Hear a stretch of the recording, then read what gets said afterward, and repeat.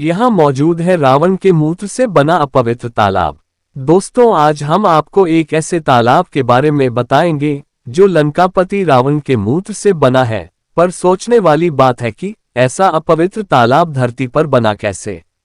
झारखंड के देवघर में स्थित 12 ज्योतिर्लिंगों में से एक बाबा बैद्यनाथ ज्योतिर्लिंग अपनी धार्मिक मान्यताओं के चलते काफी प्रचलित है। कहते हैं ये नवा ज्योतिर्लिंग है और इसकी स्थापना स्वयं भगवान विष्णु ने की थी।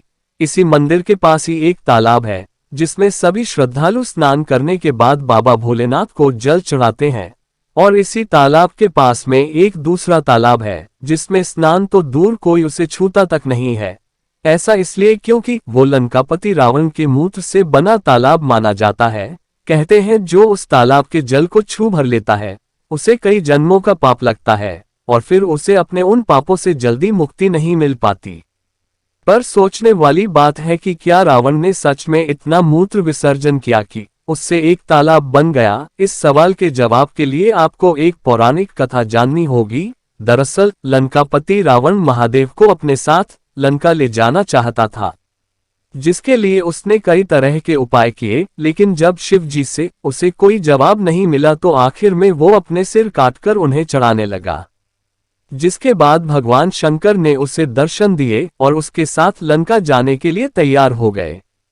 लेकिन महादेव ने रावण से एक शर्त रखी। उन्होंने कहा, मैं शिवलिंग रूप में तुम्हारे साथ चलूंगा, लेकिन तुम उस शिवलिंग को जिस जगह एक बार रख दोगे मैं वहीं विराजमान हो जाऊंगा, यानी कि फिर मैं वहां से नहीं हटूंगा। रावण को अपने बलशाली होने पर इतना घमंड था कि उसने शिव जी की ये शर्त तुरंत मान ली। उसने सोचा शिवलिंग चाहे कितना ही भारी क्यों न हो, मैं उसे एक बार उठाऊंगा तो सीधा लंका जाकर ही स्थापित करूंगा।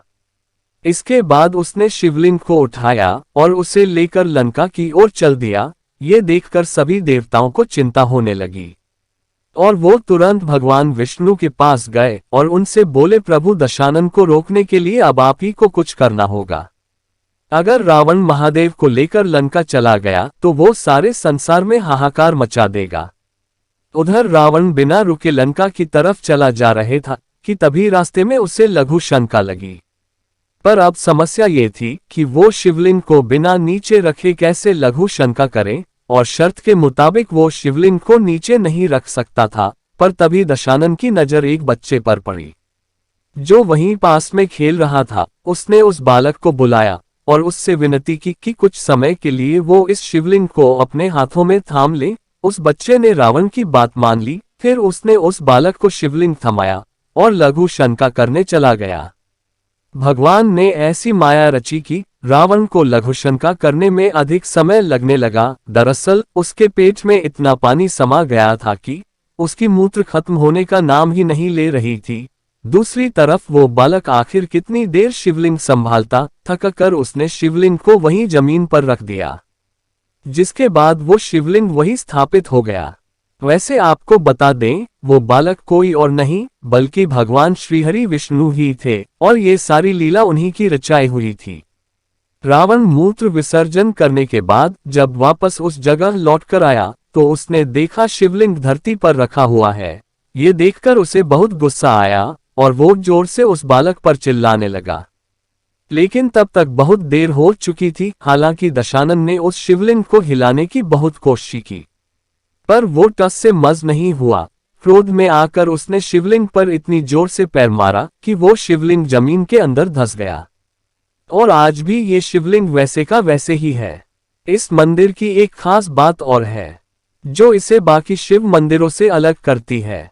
वो ये कि आमतौर पर शिव जी के मंदिर में उनके पास उनका त्रिशूल रहता है, लेकिन इस मंदिर में उनके पास त्रिशूल नहीं बल्कि पंचशूल है, जिसे महाशिवरात्रि के 2 दिन पहले उतारा जाता है और फिर महाशिवरात्रि के 1 दिन पहले पूरे विधि विधान के साथ उसकी पूजा अर्चना करके उसे वापस स्थापित कर दिया जाता है।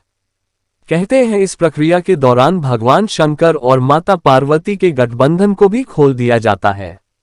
आशा करता हूं कि रामायण की ये संक्षिप्त कहानी आपको अच्छी लगी होगी। ऐसी ही कहानी पढ़ने के लिए चैनल को सब्सक्राइब जरूर करें।